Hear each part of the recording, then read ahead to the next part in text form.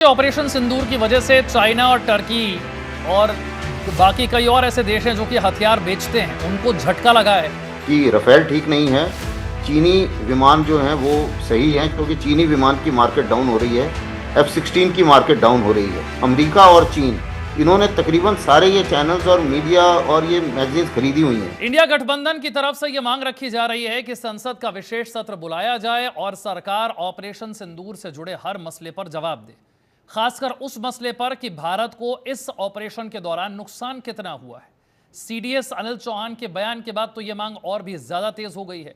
इस पर बात करने के लिए हमारे साथ बेहद खास मेहमान, रक्षा विशेषज्ञ के तौर पर मेजर जनरल एसबी अस्थाना जुड़ रहे हैं। बहुत बहुत स्वागत है सर आपका। धन्यवाद। अस्थाना साहब, सवाल यह है कि पूरा विपक्ष कह रहा है कि सीडीएस अनिल चौहान सिंगापुर में बैठकर विदेशी न्यूज एजेंसियों को इंटरव्यू दे सकते हैं और कह सकते हैं कि जेट कितने गिरे यह जरूरी नहीं है, जरूरी यह है कि हमने उससे क्या सीखा। विपक्ष कह रहा है यही सवाल तो हम भी पूछ रहे हैं। अगर सीडीएस साहब विदेश में बैठकर बयान इस पर दे सकते हैं तो सरकार संसद का एक सत्र बुलाकर इस पर जवाब क्यों नहीं दे सकती है कि हमें नुकसान कितना हुआ है। देखिए, जो सीडीएस ने वहाँ पर बयान दिया और जो उनका इंटरव्यू हुआ, इसको थोड़ा बड़े परिप्रेक्ष्य में देखने की ज़रूरत है। क्योंकि अगर आप ये इंटरव्यूज़ और ये जो कुछ भी चल रहा है, ये एक तरीके से नैरेटिव की लड़ाई चल रही है। और इस नैरेटिव की लड़ाई में सिर्फ भारत पाकिस्तान नहीं है, कई सारे आर्म्स डीलर भी शामिल हैं। यानी कि अगर आप देखें उस इंटरव्यू को, तो इंटरव्यू में जो ये रिपोर्टर है वो बार बार उनसे यही सवाल पूछ रही है कि क्या 5 राफेल गिरे या नहीं गिरे। तो उनका जो एक लॉबी चल रही है इस समय, जो ये प्रूव करना चाहती है कि राफेल ठीक नहीं है, चीनी विमान जो हैं वो सही हैं, क्योंकि चीनी विमान की मार्केट डाउन हो रही है, F-16 की मार्केट डाउन हो रही है। तो ये जो एक बीच में एंगेजमेंट हुआ था भारत पाकिस्तान के बीच में, इसके ग्लोबल इम्प्लीकेशंस हैं, क्योंकि आर्म्स मार्केट के ऊपर इसके ऊपर का फर्क पड़ रहा है उनके। अब वो जो हैं, ये दोनों ही देश, अमेरिका और चीन, इन्होंने तकरीबन सारे ये चैनल्स और मीडिया और ये मैगजीन्स खरीदी हुई हैं। और जाहिर है कि एक तरीके से उन्होंने ये इंटरव्यू के तौर पे एक एम्बुश था, समझ लीजिए आप, जो सीडीएस के लिए लगाया गया, कि उनसे ये सवाल पूछा जाए बार बार और उसके बाद में जो भी वो बोलें उसको इंटरप्रेट किया जाए। हालांकि अगर आप देखें उसी इंटरव्यू में लास्ट लाइन में जनरल चौहान ने बिल्कुल क्लियर कट बताया है कि ये जो आपके इंफॉर्मेशन है कि 6 राफेल गिरे, ये एकदम इनकरेक्ट है। ये उन्होंने क्लियर कट बताया। लेकिन वो मीडिया जो है वो जानबूझ के शुरू के स्टेटमेंट्स को पढ़ रहा है, जो उन्होंने इन जनरल कहा था। अब इन जनरल जो उन्होंने कहा था वो ये है कि भाई, जब भी दो ऐसे एंगेजमेंट होते हैं तो जाहिर है नुकसान दोनों तरफ होता है, क्योंकि ये कोई सैंड मॉडल एक्सरसाइज तो चल नहीं रही है, असली लड़ाई है। और उस असली लड़ाई में जाहिर है कि कुछ ना कुछ एंगेजमेंट्स दोनों साइड होंगे। और उस एंगेजमेंट्स में उन्होंने एक सोल्जर के तौर पे बताया कि भाई, हर एक आदमी सीखता है। तो ऐसा नहीं है कि उन्होंने कोई जानबूझ के एक इस किस्म का वक्तव्य वहां सिंगापुर में देने की सोची थी, या वो ऐसा सोच के गए थे। ऐसा लग रहा है कि वो ये एक इंटरव्यू अचानक से उनके सामने आया और अचानक से उनके सामने एक क्वेश्चन आ गया। जहां तक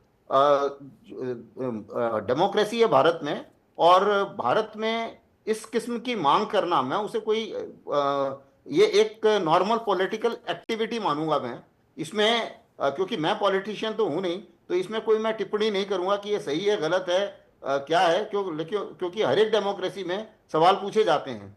अगर आप अमेरिका की डेमोक्रेसी में भी देखें तो वहां पे भी जो भी अफगानिस्तान में जो कुछ भी किया गया, उनके जो डिफेंस सेक्रेटरी होते हैं उनको सेनेट में जवाब देना पड़ता है। तो इस किस्म की मांगे अनौपचारिक नहीं है। ऐसा हो सकता है कि भाई, जाहिर है कि ऐसी ब्रीफिंग्स जो हैं वो यहाँ भी होनी चाहिए थी या हो गई। और ये इंटरव्यू जो है, क्योंकि ब्लूमबर्ग एक हॉस्टाइल वो है मीडिया चैनल है, तो अब मुझे नहीं पता कि जनरल चौहान की क्या मजबूरी थी, लेकिन एक नजरिया ये भी है कि यह इंटरव्यू अवॉइड भी किया जा सकता था, इसकी जरूरत नहीं थी। आपको लगता है इस तरह के इंटरव्यूज अवॉइड किए जाने चाहिए इस वक्त, जबकि सरकार भारत में कह रही है कि साहब ये बहुत सेंसिटिव इंफॉर्मेशन है, अभी तो ऑपरेशन चल रहा है, इस ऑपरेशन के दौरान आपको इतनी सेंसिटिव इंफॉर्मेशन की जरूरत क्या है? तो आपको लगता है कि ऐसे इंटरव्यू अभी अवॉइड किए जाने चाहिए थे? हाँ, मेरे हिसाब से अभी सारे ही ये डिस्कशन अवॉइड किए जाने चाहिए, क्योंकि अभी ऑप सिंदूर चल रहा है। इसलिए पार्लियामेंट डिस्कशन अभी जरूरत इस समय नहीं है मेरे हिसाब से। क्योंकि ऑपरेशन जब तक चल रहा है तब तक कई सारी चीजें हैं। अभी आप ये राफेल का एक किस्सा लें, मैं आपको एक हाइपोथेटिकल सिचुएशन देता हूं, उससे आपकी सब बात समझ में आ जाएगी। अभी हो सकता है कि हम लोगों ने कुछ इस किस्म के छोटे ड्रोन बनाए हों जो रडार सिग्नेचर देते हैं राफेल का, और ऐसे ड्रोन उन्होंने ऐसे ड्रोन एक दो बर्बाद हो गए हों जिससे उन्हें लग रहा है कि भाई राफेल बर्बाद हो गया। और लेकिन हम ये नहीं जानना चाहते, क्योंकि अगर हम इस किस्म के ड्रोन हमें आगे भी यूज करने हैं तो इस चीज को एक ऑफिशियल आदमी कंफर्म ना करे, मेरे जैसा आदमी जो एक एनालिस्ट है वो ऐसी अटकलें लगा ले, वो बात अलग है। लेकिन एक ओहदेदार आदमी जो है वो इसके ऊपर टिप्पणी ना करे, वो बेटर है। तो मेरे विचार से ये टिप्पणी भी नहीं होनी चाहिए। और आपने देखा होगा कि तीनों आर्मी चीफ ने ऑप सिंदूर के बाद में एक भी मीडिया इंटरव्यू नहीं दिया है। और ये जो जनरल चौहान का इंटरव्यू है, ये मुझे लगता है कि एक तरीके से ये मीडिया एम्बुश था, जो कि आर्म्स डीलर ने ब्लूमबर्ग को पैसे दिए होंगे, रॉयटर्स को पैसे दिए होंगे कि किसी तरीके से आप सवाल पूछिए, अगर कुछ मिल गया जवाब तो उससे एकदम मार्केट ऊपर नीचे हो जाएगी, चाहे वो F-16 की मार्केट है, चाहे चाइनीज इक्विपमेंट की मार्केट है। क्या आपको लगता है कि ऑपरेशन सिंदूर की वजह से चाइना और टर्की और बाकी कई और ऐसे देश हैं जो कि हथियार बेचते हैं, उनको झटका लगा है? क्योंकि भारत ने जितनी बिल्कुल सफलतापूर्वक झटका लगा है। ऑपरेशन सिंदूर को अंजाम दिया, जिसमें चाइना का एयर डिफेंस सिस्टम तबाह होता है, चाइना के फाइटर जेट्स, टर्की के दिए हुए ड्रोन, मिसाइलें कुछ भी काम नहीं आई। बिल्कुल झटका लगा है। आप ये देखिए पहले और अगर आप जब ये देखते हैं ना कि पाकिस्तान को बार बार वेस्टर्न मीडिया शुरू में पहले 2-3 दिन उनको ये दिखाने की कोशिश कर रहा था कि वो जीत गए और उन्होंने बहुत अच्छा एंगेजमेंट किया है, उसका एक सबसे बड़ा कारण ये था कि अगर ये दिखाते हैं कि भारत ने पाकिस्तान के सारे इक्विपमेंट ध्वस्त कर दिए, तो जितना भी जो भी इनकी रही सही मार्केट है, चीन की मार्केट है, F-16 की है, टर्की के ड्रोन्स हैं, ये सारे के सारे इनकी मार्केट डाउन हो जाएगी। तो इस तरीके से ये सारे के सारे लगे हुए थे कि किसी तरीके से ये दिखाओ कि नहीं नहीं नहीं, पाकिस्तान की इतनी बुरी हालत नहीं है, और पाकिस्तान ने अच्छा करा है इस एंगेजमेंट में, और ताकि मार्केट डाउन ना हो। ये सारा खेल जो है अभी जो बैटल ऑफ नैरेटिव है, क्योंकि पाकिस्तान के पास इतना पैसा नहीं है कि वो वर्ल्ड के सारे मीडिया को खरीद ले, लेकिन चीन और अमेरिका को मिला के इन दोनों के पास जरूर इतना पैसा है कि वो ये सारी मीडिया को खरीद के अपने हिसाब से आर्टिकल चलवा सकते हैं, मीडिया में भी और मैगजीन्स में भी।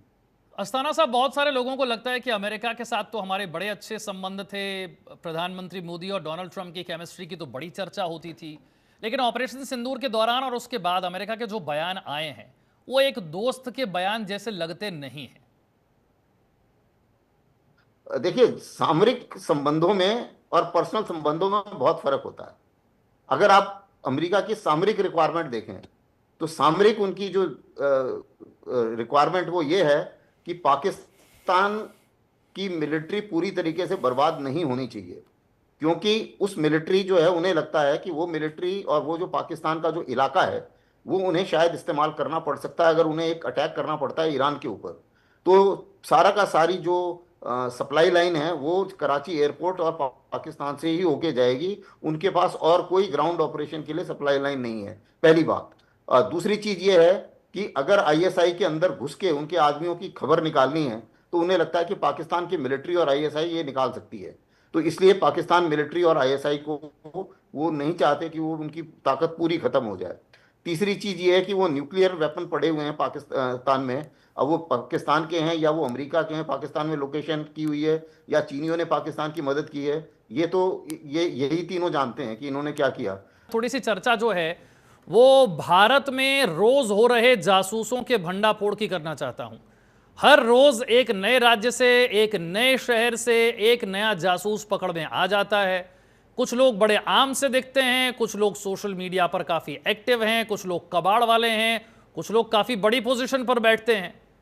बड़ी हैरानी की बात है साहब कि ऑपरेशन सिंदूर खत्म क्या हुआ, एक एक करके जासूसों के बारे में ऐसे जानकारियां बाहर आ रही हैं कि समझ नहीं आ रहा है कि कितने जासूस हैं भारत के पास, और क्या पहलगाम जैसे अटैक में इन जासूसों के द्वारा दी गई इंफॉर्मेशन एक बहुत बड़ा रोल निभाया उसने।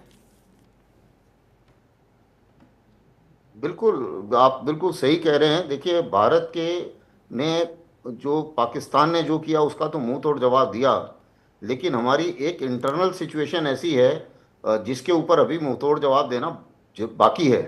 अभी जितने भी ये कोलैबोरेटर्स हैं, इंफॉर्मेशन देने वाले हैं, स्लीपर सेल्स हैं, जासूस हैं, इन सबको एक एक को पकड़कर, और इनका भी वही हाल होना चाहिए जो टेररिस्ट का हाल हुआ है, उतनी ही सख्त सजा देनी चाहिए, क्योंकि ये कम कसूरवार नहीं है, ये भी उतने ही कसूरवार हैं जितने टेररिस्ट हैं। क्योंकि इनकी इंफॉर्मेशन से ही प्लान बनता है, और बिना इनकी इंफॉर्मेशन के, बिना कोलेबोरेटर्स के कोई भी टेररिस्ट भारत के अंदर एक्शन नहीं करता है। और ये तो हमें मान के चलना चाहिए कि एक्शन हमारी अपनी देश की सीमा के अंदर रहा है, तो जाहिर है कि ये कोलेबोरेटर या और इन लोगों के मदद के बिना नहीं हुआ होगा। और सारी की सारी एजेंसियां जो हैं, उनको ये सक्रिय होके इनको पूरा, चाहे वो टेरर फंडिंग है, फंडिंग के थ्रू पकड़ें, मोबाइल के थ्रू पकड़ें, टेक्नोलॉजी का इस्तेमाल करें, ये सारी चीज़ें इस्तेमाल करनी चाहिए। दूसरी चीज़ मैं ये भी बताना चाहूँगा कि हमारे देश के कानून में भी थोड़ी सी तब्दीली होनी चाहिए और नज़रिया बदलना चाहिए। अभी क्या होता है कि एक सिंपैथाइजर पकड़ा जाता है या कोलेबोरेटर पकड़ा जाता है, उसके ऊपर क्या एक्शन होता है कोई ट्रैक नहीं करता। अभी आप याद कीजिए, जब ये पहलगाम अटैक हुआ था, उसके बाद में एक इंफॉर्मेशन आई थी गवर्नमेंट में, सब मीडिया ने चलाया था कि 10-12 कोलेबोरेटर पकड़े गए हैं। उसके बाद में मुझे नहीं लगता कि किसी ने, किसी भी चैनल ने ये सवाल पूछा है कि भाई उन 15 बंदों का हुआ क्या, उसके ऊपर एक्शन क्या लिया गया, उनको सजा मिली या नहीं मिली, वो कोर्ट में गए, उनको कोर्ट में पेश किया गया या नहीं पेश किया गया, कुछ भी कोई खास उसके ऊपर बातचीत नहीं हुई। तो उसके ऊपर हम क्यों ढीले पड़ जाते हैं। दूसरी चीज ये, पहले एक कानून होता था पोटा, प्रिवेंशन ऑफ टेररिज्म एक्ट, और वो सख्त कानून था। उसमें क्या था कि एक आदमी टेररिज्म एक्ट के अंदर पकड़ा गया, उसके बाद में उसकी कोई सुनवाई नहीं होगी और उसके ऊपर एक्शन लिया जाएगा। अब क्या है कि जितने भी एक्टिविस्ट हैं और स्वयंसेवी संस्थाएं हैं, उन्होंने सबने जो है उठा के गवर्नमेंट के ऊपर प्रेशर डाला, वो कानून ही हटा दिया। तो एसबीएस अस्थाना साहब से हमने बात की और समझने की कोशिश की ऑपरेशन सिंदूर को लेकर जो बातें भारत में हो रही हैं उस पर सरकार को जवाब किस तरीके से देना चाहिए, क्या संसद का विशेष सत्र बुलाया जाना चाहिए,